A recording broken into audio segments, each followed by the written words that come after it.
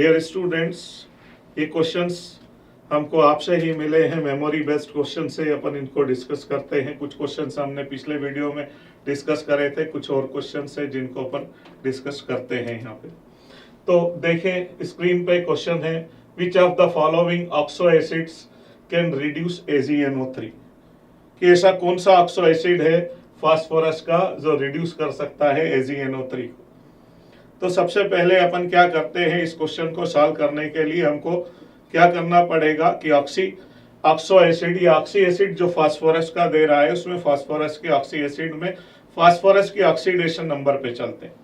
तो इसमें अपन देखते हैं ए ऑप्शन में ऑक्सीडेशन नंबर 5 होती है, यहाँ पर भी ऑक्सीडेशन नंबर 5 है।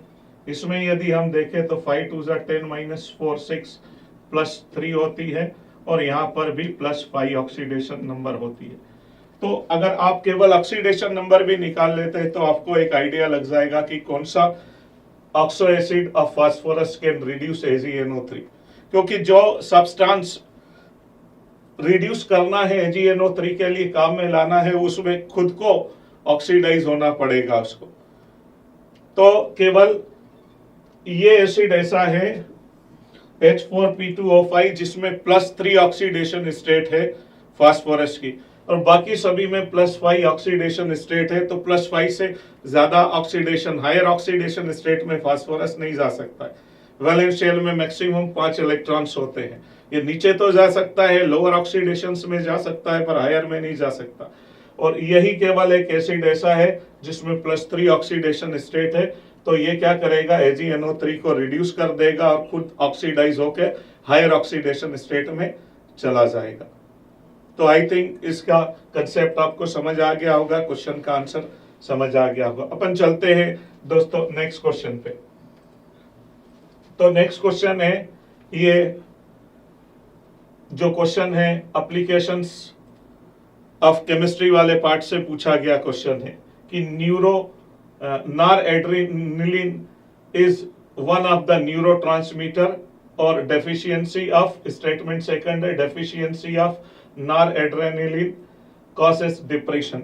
तो ये दोनों स्टेटमेंट सही है कि जो नॉरएड्रेनालिन रहता है ये एक न्यूरोट्रांसमीटर ही होता है, और इसकी डेफिशिएंसी के कारण क्या होता है, डिप्रेशन होता है। तो इसमें जो 4 ऑप्शंस रहेंगे, स्टेटमेंट 1 और 2 बेस्ट क्वेश्चन है ये, तो इसमें दोनों स्टेटमेंट सही रहेंगे। मतलब स्टेटमेंट 1 और स्टेटमेंट 2 दोनों ही क्या है, करेक्ट है। तो ये इसका आंसर होगा 4 ऑप्शंस में, ये वाला आंसर इसका होगा। इससे थोड़ा आगे चलते हैं तो एक और क्वेश्चन है हमारे पास जो आप लोगों से ही मिला है, मैच ऑफ द फॉलोइंग। तो 2 कॉलम दे रखे हैं, और इसमें इधर इस साइड फर्स्ट कॉलम में हम देखें तो मेटल्स दे रखी है, और सेकंड कॉलम में इन मेटल्स की मेटलर्जिकल प्रोसेसेस के बारे में दिया हुआ है। तो इस क्वेश्चन को हम देखें तो एल्यूमिनियम, आपको पता है कि एल्यूमिनियम की रिफाइनिंग इलेक्ट्रोलाइसिस मेथड से हो सकती है, इलेक्ट्रो रिफाइनिंग हो सकती है। आयरन की बात करें कि जब आयरन का एक्सट्रैक्शन अपन करते हैं तो ब्लास्ट फर्नेस का यूज होता है यहाँ पे। तो जो ए वाला है इसका सही ऑप्शन आएगा P, और बी वाले का आंसर आ जाएगा आयरन ब्लास्ट फर्नेस R हो जाएगा। अब सी पे चलते हैं तो सिलिकॉन जो है इसका यूज सेमीकंडक्टर्स बनाने में मेनली किया जाता है, और जो सेमीकंडक्टर्स बनाने में सब्सटेंस काम आते हैं इनके अल्ट्रा हाई प्यूरिटी में इनकी जरूरत पड़ती है।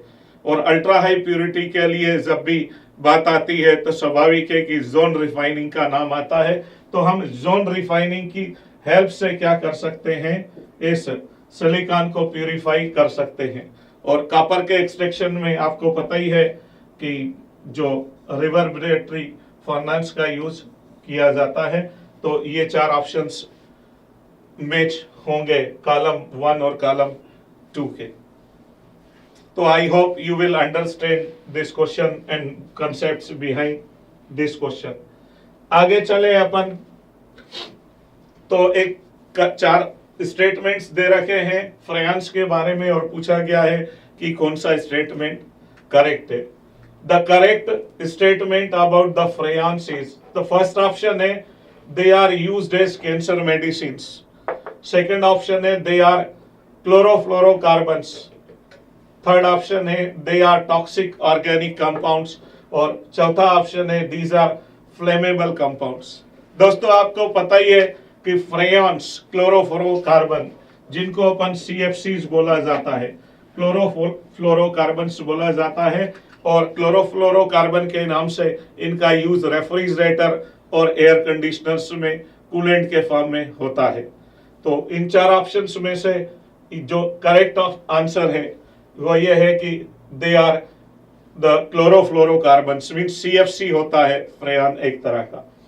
इससे आगे चले अपन क्वेश्चन पे, तो एक क्वेश्चन फिर मेक द कॉलम टाइप का पूछा गया है। तो इसमें कॉलम 1 और कॉलम 2 दिए गए हैं, और कॉलम 1 और कॉलम 2 में इधर कुछ कंपाउंड्स के नाम दिए गए हैं, या उनके इधर कुछ कंपाउंड्स के फार्मूले दिए गए हैं, या कोई आयन दिया गया है, और इधर उनके एप्लीकेशन कहाँ कहाँ यूज होते हैं, या किस सब्सटेंस बनाने में या किस कंपाउंड बनाने में इनका यूज किया जाता है वो दिया गया है। तो पता ही होगा आपको कि सोडा ऐश की जो सोडा ऐश होता है वो क्या होता है, Na2CO3 सोडा ऐश होता है। अगर अपन देखें बी क्लोरोफिल, क्लोरोफिल एक चीलेट होता है, कॉम्प्लेक्स होता है, किसका, मैग्नीशियम आयन का एक कॉम्प्लेक्स होता है, और इसमें रिंग्स रहती हैं। तो जिन कॉम्प्लेक्सेस में रिंग रहती है उनको बोला जाता है चीलेट्स बोला जाता है। तो मैग्नीशियम एक चीलेट होता है, ये क्लोरोफिल एक चीलेट होता है मैग्नीशियम आयन का। फिर व्हाइट वॉशिंग के लिए बात करें तो व्हाइट वॉशिंग के लिए कैल्शियम हाइड्रोक्साइड का यूज किया जाता है। और इससे आगे चलें तो टूथपेस्ट में यूज होता है फ्लोराइड। तो फ्लोराइड का यूज होता है, तो इसका आंसर आ जाएगा NaF। तो इस तरह से ये मेक द कॉलम बहुत आसान सा सिंपल सा क्वेश्चन है, जिसमें यदि आप केवल एक दो भी मैच कर पाओगे तो बाकी का आइडिया आपको लग जाएगा। इससे आगे चलते हैं दोस्तों, तो हम देखते हैं magnetic movement of a metal ion is 3.87 Bohr magneton. ये Bohr magneton magnetic movement spin only की यूनिट होती है। आइडेंटिफाई द मेटल आयन, तो अपने को पता करना है कौन सा मेटल आयन इसका करेक्ट आंसर होगा। वेनेडियम 3+, क्रोमियम 3+, मैग्नीज 2+ और टाइटेनियम 2+ है। तो बोहर मैग्नेटॉन स्पिन ओनली आपको पता है कि इसको निकाला जाता है किस फार्मूले से, ये मैग्नेटिक मूवमेंट को निकाला जाता है किस फार्मूले से, मैग्नेटिक मूवमेंट, ठीक है, N+2, और बोहर मैग्नेटॉन इसकी यूनिट होती है। यदि आप क्या करें मैग्नेटिक मूवमेंट के इस फार्मूले में n जो है नंबर ऑफ अनपेयर्ड इलेक्ट्रॉन्स है, यदि आप n की वैल्यू 1 पुट करते हैं तो √3 आ जाएगा, काफी कम है। n2 पुट कर देंगे तो यहाँ पे √8 आ जाएगा, 3 पुट कर देंगे तो √15 आ जाएगा, 3 + 2 5, 5 3 15। यदि आप n की वैल्यू यहाँ 3 पुट कर देते हैं तो मैग्नेटिक मूवमेंट की वैल्यू आ जाती है √15 बोहर मैग्नेटॉन, यानी अप्रोक्सीमेट 3.87 बोहर मैग्नेटॉन होता है ये।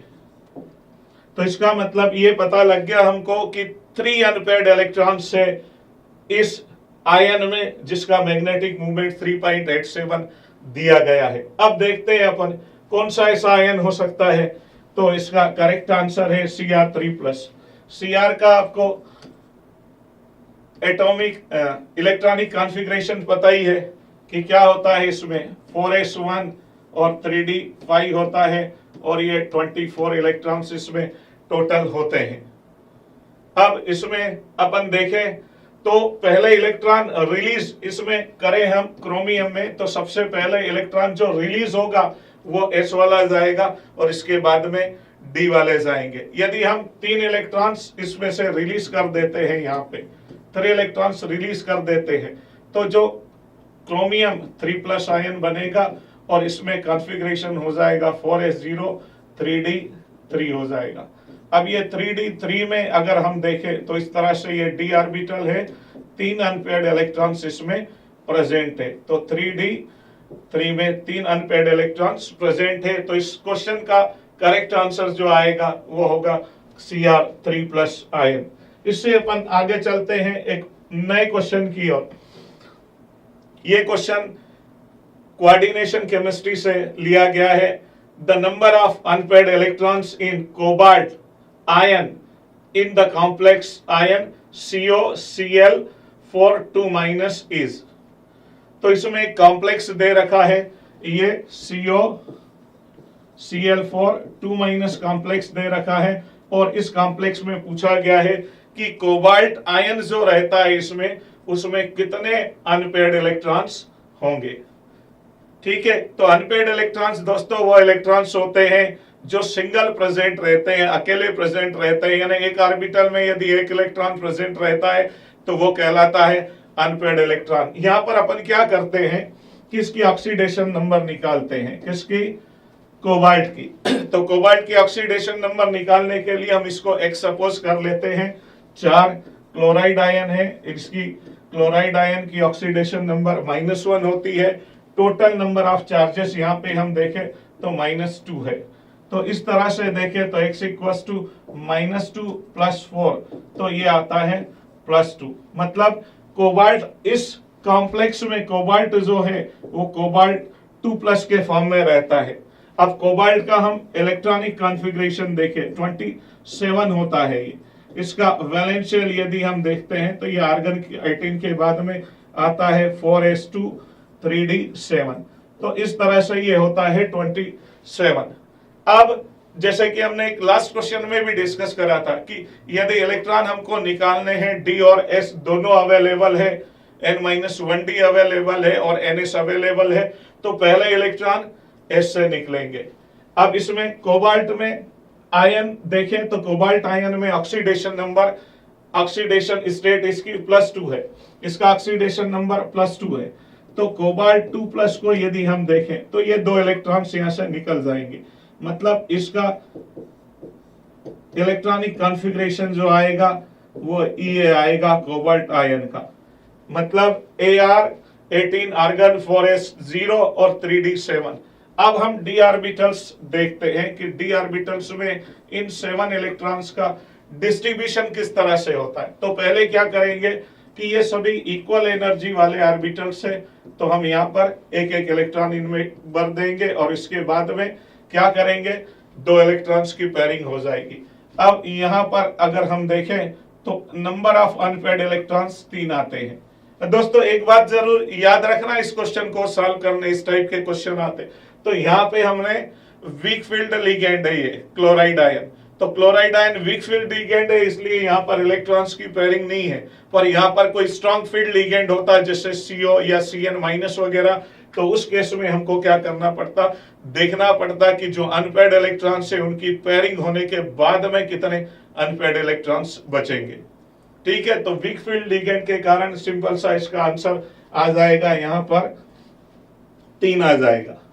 इससे आगे बढ़ते हैं अपन एक और नए क्वेश्चन की ओर, और ये क्वेश्चन अपन देखते हैं तो आयनिक इक्विलिब्रियम से रिलेटेड एक क्वेश्चन है, बफर सॉल्यूशन पर बेस्ड क्वेश्चन है। इस क्वेश्चन में क्या दिया गया है, 25 ml of buffer solution is prepared by mixing CH3COOH of concentration 0.10 m and CH3COONA of concentration 0.01 m. If pH of the solution is 5, then calculate the pKa of acetic acid. तो ये जो question है वो पूरी तरह से एक acidic buffer पर बेस्ड क्वेश्चन है। तो आपको पता ही है कि एसिडिक बफर के लिए हम फार्मूला क्या यूज करते हैं, pH equals to pKa plus log of salt concentration और अपन में क्या होगा, एसिड कंसंट्रेशन। अब यहां पर एसिटिक एसिड है और इसका ये साल्ट दिया गया है CH3COONA।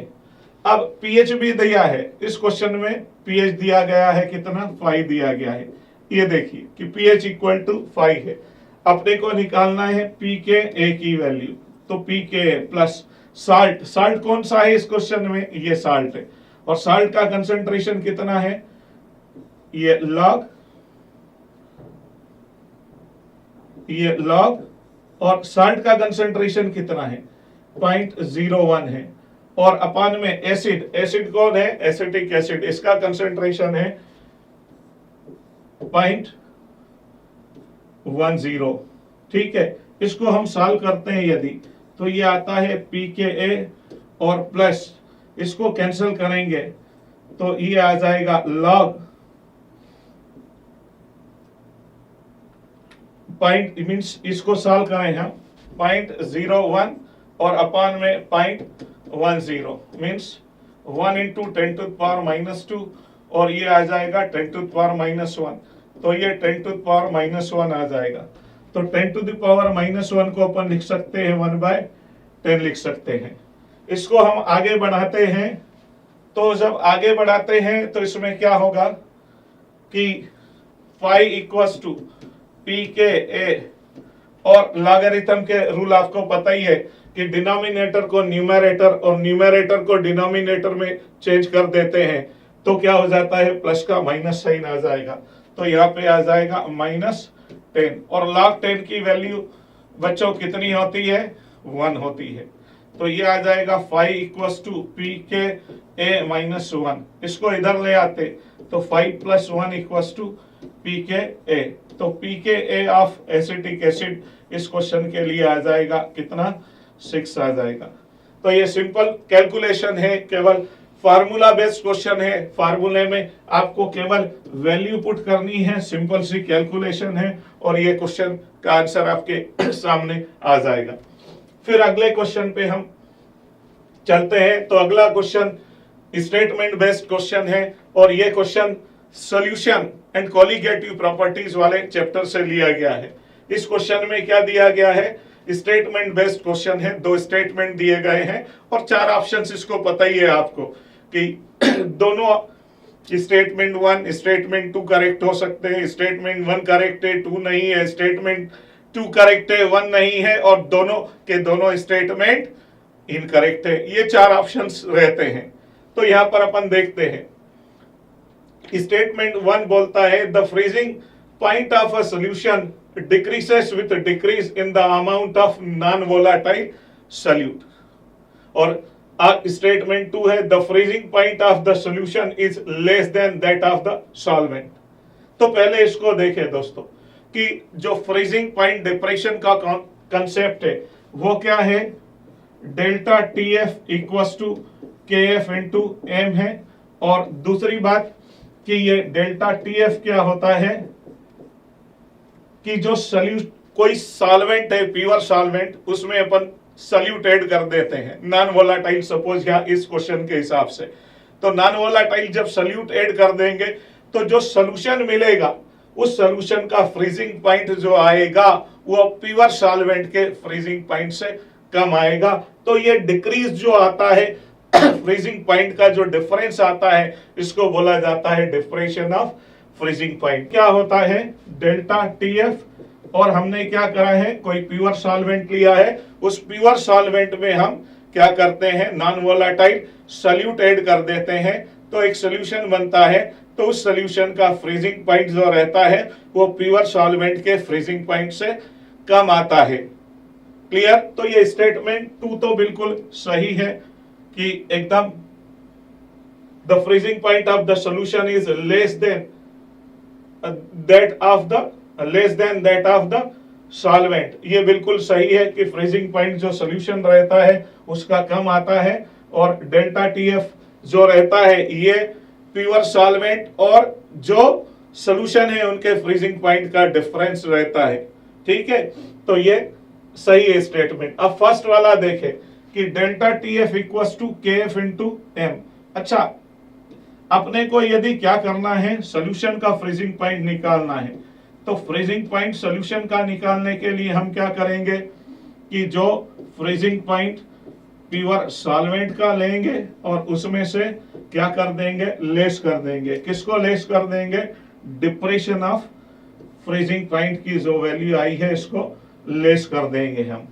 ठीक है, अब इस फार्मूले को देखें कि delta TF equals to KF into M। यदि आप क्या करते हैं कि amount of non volatile solute को कम करते हैं तो मोलेलिटी भी कम हो जाएगी, और मोलेलिटी कम हो गई मतलब डेल्टा टीएफ कम हो जाएगा, और डेल्टा टीएफ कम हो जाएगा इसका मतलब कि ये फ्रीजिंग पॉइंट में से डेल्टा टीएफ कम वैल्यू घटा दे तो जो फ्रीजिंग पॉइंट आएगा सॉल्यूशन का वो ज्यादा आएगा। तो ये स्टेटमेंट अगर हम देखें तो इस हिसाब से ये स्टेटमेंट गलत है। तो पहले वाला स्टेटमेंट गलत है और सेकंड वाला स्टेटमेंट जो है वो सही है। तो आंसर क्या आएगा इसका, स्टेटमेंट 1 इज इनकरेक्ट और स्टेटमेंट सेकंड इज करेक्ट। जो सही है वो क्या है, the freezing point of the solution is less than that of the pure solvent. फिर चलते हैं अपन अगले क्वेश्चन पे। अगला क्वेश्चन अगर हम देखें तो ये कोऑर्डिनेशन केमिस्ट्री और डी ब्लॉक से रिलेटेड क्वेश्चन है। The cation gives bright red colour with DMG। तो आपको पता ही होगा ये क्वेश्चन का बड़ा कॉमन आंसर है कि जो निकल 2+ आयन रहता है वो DMG के साथ एक कॉम्प्लेक्स बना लेता है, निकल 2+ DMG डाइमिथाइल ग्लाइऑक्सिम कॉम्प्लेक्स बना लेता है, और इस कॉम्प्लेक्स के फॉर्मेशन के कारण ब्राइट रेड कलर आता है। और इसका रीजन क्या है, चार्ज ट्रांसफर ट्रांजिशन होता है इसमें लिगेंड से कहां पर, मेटल आयन की ओर, तो उसके कारण से ये कॉम्प्लेक्स का जो कलर मिलता है हमको वो ब्राइट रेड कलर मिलता है। इससे अगले क्वेश्चन पे हम चलते हैं। तो ये एक क्वेश्चन दिया है रेजोनेंस यानी जनरल ऑर्गेनिक केमिस्ट्री पर बेस्ड ये क्वेश्चन है। The correct stability order of the following resonating structures is, कि एक कंपाउंड है उसकी 3 रेजोनेटिंग स्ट्रक्चर्स दे रखी है अलग अलग और उनकी स्टेबिलिटी का ऑर्डर पूछा गया है। तो अपन देखते हैं इसमें। तो सबसे पहले आपको पता होगा कि रेजोनेटिंग स्ट्रक्चर्स जब दे रखी होती है तो उसमें ऑक्टेट रूल फॉलो होना चाहिए, एक चीज। दूसरी चीज, यदि क्या है कि ज्यादा इलेक्ट्रोनेगेटिव एटम जो है उस पर नेगेटिव चार्ज है और लेस इलेक्ट्रोनेगेटिव एटम पर पॉजिटिव चार्ज है तो वो स्ट्रक्चर ज्यादा स्टेबल होती है। जिस स्ट्रक्चर में ऑक्टेट रूल फॉलो होता है वो स्ट्रक्चर ज्यादा स्टेबल होती है। इसके अलावा जिसमें नंबर ऑफ बॉन्ड्स ज्यादा होते हैं वो स्ट्रक्चर भी ज्यादा स्टेबल होती है। और यदि कोई ऐसी स्ट्रक्चर आपको मिल रही है कि जिसमें चार्ज सेपरेशन अननेचुरल हो रहा है, अननेचुरल का मतलब कि यदि ज्यादा इलेक्ट्रोनेगेटिव एटम है और उसके ऊपर पॉजिटिव चार्ज आ रहा है और कम इलेक्ट्रोनेगेटिव एटम के ऊपर नेगेटिव चार्ज आ रहा है तो वो स्ट्रक्चर जनरली काफी कम स्टेबल होती है। तो इन तीनों स्ट्रक्चर्स में हम सबसे पहले बॉन्ड वाला क्राइटेरिया देखते हैं। सभी रेजोनेटिंग स्ट्रक्चर्स में दोस्तों आपको पता है कि एटम की पोजीशन चेंज नहीं होती है और ना ही सिग्मा बॉन्ड की पोजीशन चेंज होती है। जो पोजीशन चेंज होती है, माइग्रेशन जो होता है वो पाई इलेक्ट्रॉन्स का होता है, पाई बॉन्ड की पोजीशन चेंज हो सकती है। इसके अलावा लोन पेयर ऑफ इलेक्ट्रॉन्स की पोजीशन चेंज हो सकती है, अनपेयर्ड ऑफ इलेक्ट्रॉन्स की पोजीशन चेंज हो सकती है, पर सिग्मा बॉन्ड की पोजीशन चेंज नहीं होती है। सिग्मा बॉन्ड का नंबर भी वही रहता है और पाई बॉन्ड का नंबर भी, पाई इलेक्ट्रॉन्स का नंबर भी सेम रहता है। अनपेयर्ड इलेक्ट्रॉन्स की नंबर भी सभी रेजोनेटिंग स्ट्रक्चर्स में सेम रहती है। तो स्टेबिलिटी का पहले क्राइटेरिया पे चलते हैं अपन कि number of bonds, pi bonds. तो सिग्मा बॉन्ड्स इसमें देखें तो उतने ही सिग्मा इसमें भी होंगे और उतने ही सिग्मा थर्ड वाली सी वाली स्ट्रक्चर में भी होंगे। अब इसमें यदि हम देखें फर्स्ट स्ट्रक्चर में तो पाई बॉन्ड 2 है और इस स्ट्रक्चर में भी यदि हम देखें तो पाई बॉन्ड 2 है, पर इस स्ट्रक्चर में यदि देखा जाए तो इसमें पाई बॉन्ड यहां पर भी 2 दिखाई दे रहे हैं। पर एक चीज ध्यान दे कि इन तीनों में से सबसे पहले हमको क्या देखना है कि ऑक्टेट रूल सभी में फॉलो हो रहा है या नहीं हो रहा है। इस स्ट्रक्चर को देखो दोस्तों, यहाँ पर ये कार्बोकेटायन बन रहा है। तो जब कार्बोकेटायन बन रहा है आपको पता ही है कि कार्बोकेटायन एक ऐसी स्पीशीज होती है जनरली जिसमें कार्बन की वैलेंस शेल में 6 इलेक्ट्रॉन्स ही रहते हैं। तो यहाँ पर ऑक्टेट रूल फॉलो नहीं हो रहा है। इसका मतलब कि तीनों स्ट्रक्चर में सबसे कम स्टेबल जो होगी वो कौन सी स्ट्रक्चर होगी, बी वाली स्ट्रक्चर होगी। अब यदि हम देखें बची ए और सी स्ट्रक्चर, इन दोनों, तो इन दोनों स्ट्रक्चर्स में हम देखते हैं तो यहाँ पर इस स्ट्रक्चर में देखिए कि यहाँ पर कार्बन और ऑक्सीजन पे चार्ज दे रखे हैं, पर चार्ज का सेपरेशन बड़ा इंपॉर्टेंट है कि ऑक्सीजन एक ज्यादा इलेक्ट्रोनेगेटिव एटम है और कार्बन ऑक्सीजन की कंपैरिजन में कम इलेक्ट्रोनेगेटिव एटम है। ज्यादा इलेक्ट्रोनेगेटिव एटम पे यहाँ दिया गया है पॉजिटिव चार्ज और कम इलेक्ट्रोनेगेटिव एटम पे दिया गया है नेगेटिव चार्ज, यानी चार्ज का सेपरेशन अननेचुरल तरीके से हो रहा है। तो इन दोनों स्ट्रक्चर में यदि हम देखें तो ये वाली स्ट्रक्चर जो होगी वो कम स्टेबल होगी, मतलब फाइनली ए वाली स्ट्रक्चर सबसे ज्यादा स्टेबल होगी। इसमें एक पॉसिबिलिटी और भी, एक पॉइंट और भी देखा जा सकता है कि यहाँ पर पॉजिटिव चार्ज है और उसके साइड में अगला ये एटम जो है नाइट्रोजन है। नाइट्रोजन एटम के पास एक लोन पेयर है और ये आसानी से लोन पेयर इलेक्ट्रॉन इसको डोनेट कर सकता है पॉजिटिव चार्ज को, तो इसका ऑक्टेट यहाँ पर कंप्लीट हो जाएगा और नंबर ऑफ पाई बॉन्ड्स भी यहाँ पर बढ़ जाएंगे। तो इसकी स्टेबिलिटी जो है तीनों रेजोनेटिंग स्ट्रक्चर में सबसे ज्यादा रहेगी। तो आई होप ये कंसेप्ट आपको क्लियर हो गया हो, काफी कुछ सीखने को मिला होगा। अगले क्वेश्चन पे चलते हैं दोस्तों। ये क्वेश्चन बायोमोलिक्यूल से रिलेटेड है। बायोमोलिक्यूल्स में देखा जाए तो ये काफी मींस अनकॉमन क्वेश्चन है, जो जनरली इस टाइप के क्वेश्चंस नहीं पूछे जाते एग्जाम में, पर कोई बात नहीं, एक अच्छा क्वेश्चन भी है, लेवल का क्वेश्चन है, स्कोर जो रैंक बनाने के लिए काफी इंपॉर्टेंट क्वेश्चन है ये। तो the phosphodiester bond of RNA is the most stable at pH of 2 to 3 at 60 degree centigrade, 4 to 5 at 90 degree centigrade, 9 to 10 at 120 degree centigrade and 9 to 10 90 degree centigrade. यदि इस question को हम देखें तो बड़ी इंपॉर्टेंट बात है कि हमको दो चीज पता होनी चाहिए कि यदि pH की वैल्यू लेस देन 2 हो जाए और pH की वैल्यू मोर देन 6 हो जाए तो जो फास्फोडाइस्टर बॉन्ड है इसका हाइड्रोलाइसिस हो जाता है। यहां पर इसका होता है एसिडिक हाइड्रोलाइसिस होता है और यहां पर इसका होता है अल्केलाइन हाइड्रोलाइसिस हो जाता है। यानी यदि pH की वैल्यू 2 या 2 से कम हो जाती है तो उस पर इसका हाइड्रोलाइसिस हो जाता है, डाइस्टर बॉन्ड है। और इसी तरह से यदि pH की वैल्यू मोर देन 6 हो जाती है तो ये अल्केलाइन हाइड्रोलाइसिस हो जाता है। तो सबसे ज्यादा स्टेबल ये मतलब 2 to 6 के बीच में ही रहेगा, 2 से कम या 2 pH पर नहीं रहेगा, 6 उससे ज्यादा पे भी नहीं रहेगा। इन ऑप्शंस को अगर हम ध्यान से देखें तो ये दो आंसर तो हो ही नहीं सकते। यहां पर दिया हुआ है 9, 10, मतलब यदि pH की वैल्यू 6 से ज्यादा हो जाएगी तो अल्केलाइन हाइड्रोलाइसिस हो जाएगा, तो ये दोनों आंसर नहीं हो सकते। और यहाँ पर pH की वैल्यू 2 या 2 से कम हो जाएगी तो यहाँ पर इसका एसिडिक हाइड्रोलाइसिस हो जाएगा। इसलिए दोस्तों ये क्वेश्चन, इस क्वेश्चन का आंसर ये भी नहीं हो सकता। तो आंसर जो करेक्ट आएगा वो ये आएगा 4 to 5 at 90 डिग्री सेंटीग्रेड। तो ये इसका सही आंसर है। अपन देखते हैं अगले क्वेश्चन की। दोस्तों इतने क्वेश्चंस अवेलेबल है। आई होप कि ये क्वेश्चन से आपको फायदा मिलेगा। इसको देखिए, कुछ डाउट हो, कंफ्यूजन हो, प्रॉब्लम हो, आप कमेंट में डालिए।